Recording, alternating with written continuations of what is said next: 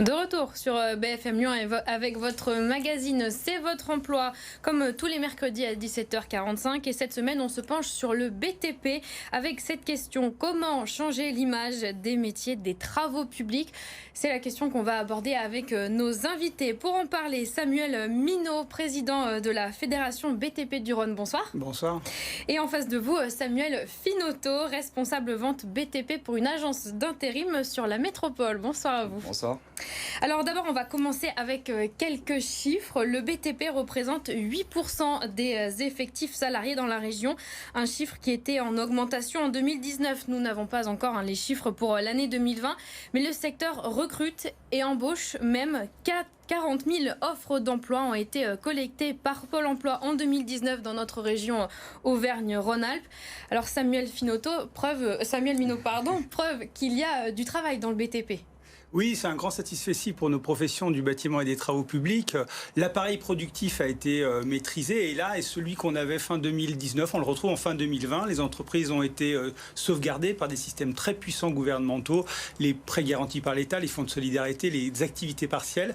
Et donc, nos salariés sont là, nos entreprises sont là et effectivement sont dans une période plutôt de grande activité. Oui. Alors, il y a une grande activité, il y a des offres d'emploi, mais pas toujours la main-d'œuvre nécessaire derrière. On n'a pas assez de monde au final sur les chantiers. Oui, alors il y a quelques métiers en tension. Je crois que les métiers continuent à attirer et puis on voit quand même que ces métiers attirent parce que l'apprentissage est toujours dynamique. On a pu constater une augmentation de près de 10% des jeunes en apprentissage à la rentrée de septembre 2020. C'est là que ces métiers attirent, mais pas forcément sur tous les métiers. Il y a quelques métiers en tension. Je pense aux métiers du gros œuvre, les métiers du bois, les métiers des équipements techniques qui restent encore en tension et qu'il faut qu'on équipe dans les mois, dans les années à venir. Samuel Finotto, vous, c'est un constat que vous faites régulièrement dans votre agence d'intérim. Il y a des offres d'emploi qui restent sans preneur? Oui, complètement. Je vous rejoins complètement sur les postes du gros œuvre. Les maçons, les coffreurs sont très pénuriques. On a beaucoup d'offres aussi sur les canalisateurs, dans les réseaux d'eau. Et puis le secteur d'activité de l'électricité. Et puis aussi les télécoms sur la fibre optique. Alors, combien de temps elles restent sans candidat, vos offres? Généralement, on peut rester longtemps sans personne ou quand même c'est un temps qui est assez court? Oui, alors en fait, ça bouge tout le temps. On a des candidatures, bien évidemment, mais on a toujours des postes à pourvoir. Et ça, c'était à noter avant les confinements et la crise sanitaire. Et on le constate encore aujourd'hui, nous avons encore des offres à pourvoir sur ces métiers-là. Quels sont les profils qui sont recherchés? Plutôt des jeunes, des personnes plus expérimentées, ou est-ce que tout le monde est le bienvenu? Tout le monde est le bienvenu parce que ces postes-là, on a du mal à avoir des candidats. Donc on cherche avec expérience ou même sans expérience. Et c'est pour ça que nous, à Déco, on investit beaucoup dans la formation, en fait, pour créer ces compétences-là. Parce qu'on a un manque de compétences sur le marché du travail. Donc on finance ces formations à travers l'alternance et aussi notre CDI apprenant. On va y revenir dans un instant. Donc, on peut dire qu'il y a concrètement une pénurie de main-d'œuvre dans le BTP dans notre département. En ce moment, c'est le cas en tout cas. C'est le cas, ça va l'être dans l'année 2021. On en parlait aussi 2022. C'est sûr qu'il faut qu'on mise sur la formation et le recrutement. Il y aura toujours des postes à pourvoir et on a la chance d'être sur un bassin très dynamique. À votre avis, Samuel Minot, pourquoi on en est arrivé à une telle situation? C'est parce que les métiers ont une mauvaise image? Parce que les gens ne savent pas assez bien quels sont vraiment ces métiers-là?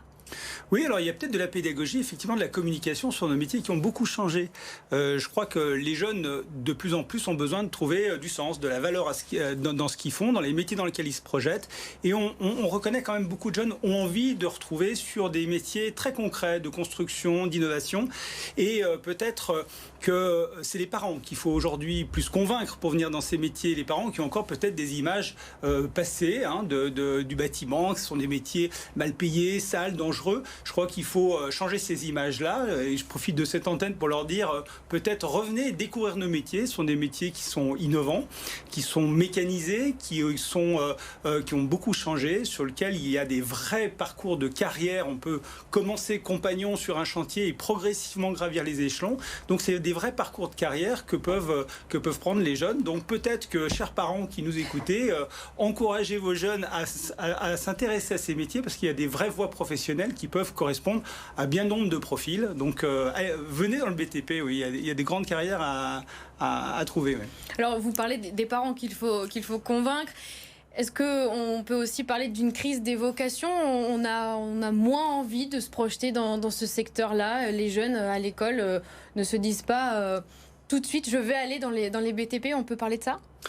Oui, alors il y a crise de vocation peut-être de l'ensemble des métiers. Quelles sont les valeurs du métier ? Est-ce que c'est le numérique ? Est-ce que c'est les métiers manuels ? Peut-être que les métiers manuels, de manière générale, que ce soit dans l'industrie ou dans le BTP, sont moins portés par cette mode qui est au tout numérique, au tout distanciel.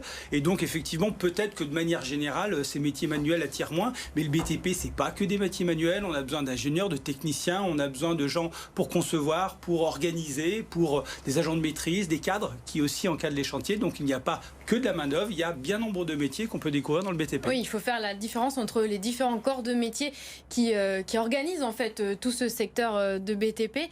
Il y a une pénurie partout ou c'est quand même ciblé ? Alors on sait que l'activité, forcément, il est dans les activités. Donc les grandes métropoles qui sont des pourvoyeurs, bien entendu, d'activités professionnelles sont en tension, c'est évident. Mais tous les territoires, je crois, ont cette capacité à accueillir des apprentis et du personnel dans le BTP. Je crois que c'est une rare profession de BTP qu'on trouve dans toutes les métropoles, dans toutes les villes, dans tous les villages. Il y a un artisan du BTP qui est là et qui fait de l'entretien, qui fait de la rénovation. Et je crois qu'on a une chance de trouver à côté de chez soi une entreprise qui peut accueillir les jeunes et former à ces métiers. Alors justement, vous, pour attirer les jeunes, avec la Fédération française du bâtiment, vous faites des choses et pour 2021, vous vous êtes engagé à embaucher plus d'apprentis. Oui, c'est le vrai engagement. On s'est dit d'abord, il faut qu'on maintienne et qu'on assure les emplois salariés dans le BTP. Ça a été un vrai engagement. On a été accompagné en 2020 pour garder ces salariés avec cette crise où on a eu un arrêt brutal. Et donc les emplois salariés ont été maintenus et ont même progressé dans le Rhône de plus 3%, puisqu'on a dépassé le cap des 52 000 salariés dans le Rhône. Et puis, bien entendu, l'apprentissage, c'est notre manœuvre de demain, mais c'est nos encadrements de chantier de demain aussi, parce qu'il y a de l'évolution de ces profils. Donc, bien sûr, l'apprentissage, c'est une voie royale. C'est une voie royale pour les entreprises, parce que c'est un parcours d'accompagnement de l'apprentissage de tuteurs qui prennent les jeunes en main et qui leur apprennent les métiers, qui leur apprennent les gestes, la technique. Et puis, bien entendu, c'est nos cadres de demain, c'est nos compagnons de demain, nos chefs d'équipe de demain. Et c'est des vrais parcours qu'on peut proposer aux jeunes qui, pour bon nombre d'entre eux, vont avoir un projet professionnel d'entrepreneurs qui vont décider de se mettre à leur compte parce qu'ils vont vouloir vivre cette expérience d'entrepreneur. Donc, c'est un parcours qui est extrêmement enrichissant, qui est d'abord technique et puis qui devient après encadrement, et des projets d'entreprise peuvent en être. Donc parcours royal. Vous me parlez des jeunes, on met l'accent sur les apprentis, mais pas que pour le BTP. Si on a envie moins jeunes de venir dans le BTP, c'est évidemment possible. Oui, et alors étonnamment, on récupère des profils qui ont eu des profils universitaires ou des profils d'informaticiens ou de gens qui ont voulu épouser une carrière plutôt de tertiaire et puis qui reviennent dans ces métiers parce que, comme je disais tout à l'heure, ça a du sens, on voit ce qu'on construit, on voit ce qu'on rénove et les enjeux sont énormes dans le bâtiment, dans la construction, dans la rénovation énergétique, dans la décarbonation de la construction. Il y a énormément de sujets passionnants et effectivement, de multiples profils arrivent, des jeunes et des moins jeunes qui nous rejoignent dans le BTP. De votre côté, Samuel Finotto, on l'a évoqué rapidement tout à l'heure, dans votre agence d'intérim, vous avez lancé donc ce dispositif CDI apprenant. Dites-nous, c'est quoi exactement ? C'est un contrat en CDI que vous signez avec Adecco et ensuite nous finançons votre parcours de formation adapté au poste sur lequel vous avez signé votre contrat et ensuite on s'assure des missions, que les missions s'enchaînent ou des missions à long terme sur ce poste-là. C'est adressé à quel public ? Alors à tous les publics, alors c'est vrai que ça répond aussi quand même, parce qu'on est dans l'apprentissage, ce CDI apprenant. Alors pour tous les juniors qui arrivent sur le marché du travail et qui ne savent pas trop où aller, qui ont été peut-être pas forcément bien orientés, là on propose un vrai projet professionnel, un vrai projet de formation, mais aussi le CDI apprenant, ça peut être une montée en compétences de personnes plus qualifiées, où un maçon coffreur peut devenir chef de chantier et manager une équipe. Alors concrètement, si on veut postuler dans votre agence pour un poste du BTP, comment est-ce qu'il faut s'y prendre ? Alors, plusieurs façons. Déjà, nous avons nos offres sur le site adecco.fr. Et ensuite, il y a notre application Adecco Quick Match vous pouvez télécharger cette application Adecco Quick Match comme une application de rencontre qu'on peut connaître, mais là c'est pour chercher du travail. Donc vous créez votre profil pour trouver un poste, et autrement vous avez traditionnellement notre agence physique qui est Lyon BTP dans le 7e, Grande Rue Guillotière, où vous pouvez prendre rendez-vous même dans les conditions et en toute sécurité sanitaire. Alors rapidement, pour terminer, une question pour vous deux en 3 mots. Quels arguments vous pouvez donner aux jeunes et aux moins jeunes qui ont envie de se lancer dans le BTP? On commence avec vous, Samuel Finotto. Venez vous intéresser à ces métiers ou à ce secteur d'activité qui est mal connu. Venez voir, il y a des belles opportunités en formation et aussi professionnelle. Samuel Minot. Avenir, excellence. Et puis je rappelle qu'on va accueillir à Lyon les World Skills, qui est le championnat d'une belle vitrine des métiers. Donc bien entendu, c'est un bel avenir pour tous ceux qui veulent nous rejoindre. Ce sera en 2024 à Lyon. En attendant, il y a quand même beaucoup de choses à faire dans le BTP. On n'a pas besoin d'attendre 2024 pour se lancer. Sûr. Merci à vous deux, messieurs, d'avoir été sur ce plateau. On termine avec une dernière info pratique à vous donner.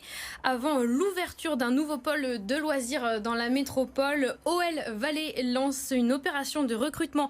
Une dizaine de postes sont à pourvoir et un job dating est organisé demain. Ce sera au Pôle emploi de Meyzieux. Vous retrouverez toutes les informations sur le site internet.